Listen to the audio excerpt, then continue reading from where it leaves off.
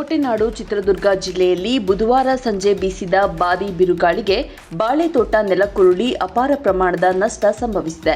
ಜಿಲ್ಲೆಯ ಹಿರಿಯೂರು ತಾಲೂಕಿನ ಕಕ್ಕಯ್ಯನಹಟ್ಟಿ ಗ್ರಾಮದ ಆನಂದಮೂರ್ತಿ ಅವರ ಬಾಳೆ ತೋಟದಲ್ಲಿ ಫಸಲಿಗೆ ಬಂದಿದ್ದ ಸುಮಾರು 200ಕ್ಕೂ ಹೆಚ್ಚು ಬಾಳೆಗಿಡಗಳು ಧರೆಗುರುಳಿವೆ.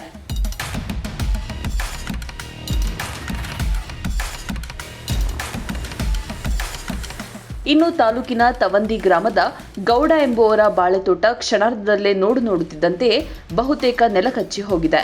ಇನ್ನು ಇದೇ ಗ್ರಾಮದ ಪ್ರಶಾಂತ್ ಇವರಿಗೆ ಸೇರಿದ್ದ ಬಹು ಎತ್ತರದ 5-6 ಅಡಿಕೆ ಮರಗಳು ಮುರಿದು ಬಿದ್ದಿವೆ. ಇದಲ್ಲದೆ ಬೀರೇನಹಳ್ಳಿ ಗ್ರಾಮದ ಪ್ರಸನ್ನ ಎಂಬುವರ ಬಾಳೆತೋಟ ಸಹ ಬಿರುಗಾಳಿಗೆ ಸಿಲುಕಿದೆ. ಅಪಾರ ನಷ್ಟ ಉಂಟಾಗಿದ್ದು ಇದರಿಂದ ರೈತರು ಕಂಗಾಲಾಗಿದ್ದಾರೆ. ಮತ್ತೊಂದು ಕಡೆ ತೆಂಗಿನ ಮರಕ್ಕೆ ಸಿಡಿಲು ಬಡಿದು ಬೆಂಕಿ ಉರಿಯುತ್ತಿರುವ ದೃಶ್ಯ ಸಾಮಾನ್ಯವಾಗಿ ಕಂಡುಬಂದಿತು.